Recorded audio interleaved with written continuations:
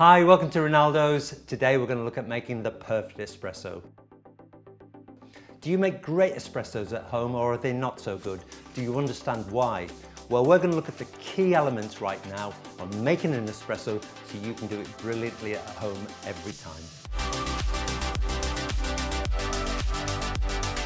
So the first element of a perfect espresso is using the same quantity of ground coffee in your basket.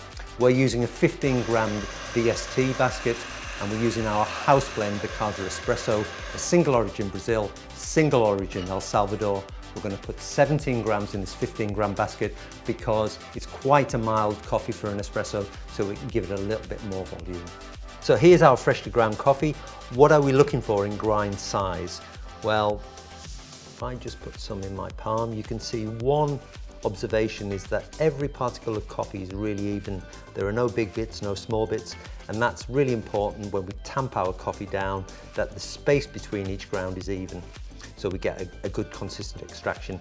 And in terms of how it feels, there's just a little bit of bite to that, a little bit of texture, rather like very, very fine sand. Tamping's a really important element in the espresso making process, so we like to keep everything consistent. We use a leveler to spread the coffee in the basket, and we use a self-adjustment tamper to get the right pressure. As soon as we hit our shot button, we're looking for a pre-infusion of about 6 seconds. That's the amount of time for the hot water to work its way through the bed of coffee. The appearance of the flow of the coffee should be as thick as a mouse's tail, just falling enough vertical. The colour at the start of the shot is quite dark, and then it becomes paler, a process called blonding, and that's the totally dissolved solids being pulled out of the coffee. So for the volumetrics, we use 17 grams of ground espresso coffee. A 2-to-1 ratio is the industry standard, so about 34 grams or millilitres of liquid espresso at 23 seconds is what we like for our coffee. So I've got a freshly poured espresso here. It's still settling, it's that fresh.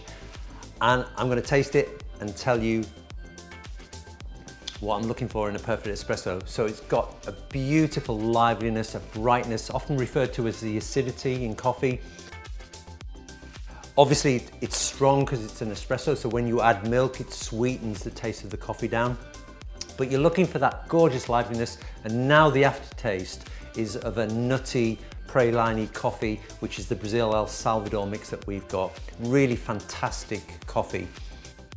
If you are having problems with your espresso making, there are 3 typical things that can go wrong, and let's have a look at them now. So the first issue we typically have is grind size. This is from our grinder. It's a perfect grind for our espresso. It has a little bit of bite, a bit like fine sand. And this coffee has been ground far too coarse. There are big bits and small bits, and your coffee extraction is never going to be consistent as a consequence. So the second problem we might encounter with a bad espresso is the wrong weight of coffee in the basket. The coffee in this bowl is the perfect grind size for 17 grams, but I'm going to put half the amount of coffee in the basket and run a shot through and see what happens. The coffee in this bowl is far too coarse, but I'll put the right amount of coffee, 17 grams, in the basket and run a shot, and let's see what happens with this one. So in this portafilter we've got the correct grind size, but only half the volume of coffee. Let's see what happens.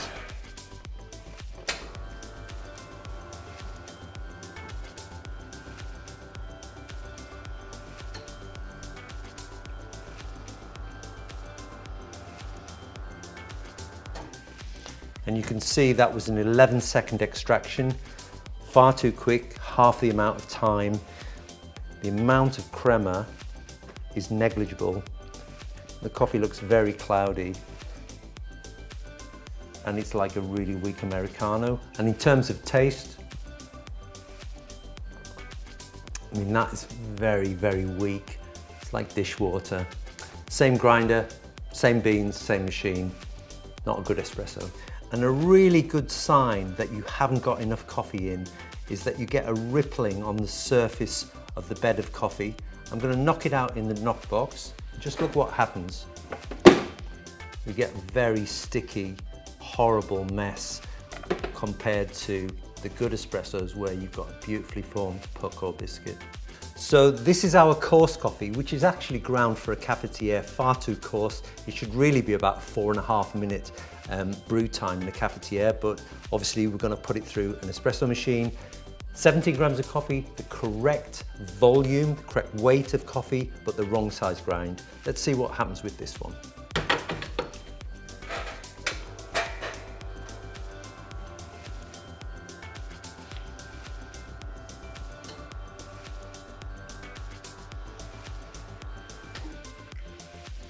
And there you go, you can see that we've got the right amount of liquid espresso, the right amount of water, because it's been dosed on the machine, but it extracted in 10 seconds and that looks really cloudy and absolutely disgusting. I'm gonna actually drink my own medicine here.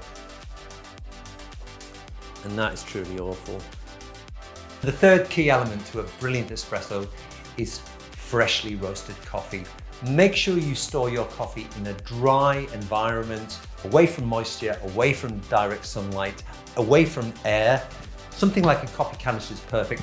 Keep it in the kitchen cupboard. It's great for up to a month, and that way you'll get the best out of your espresso making.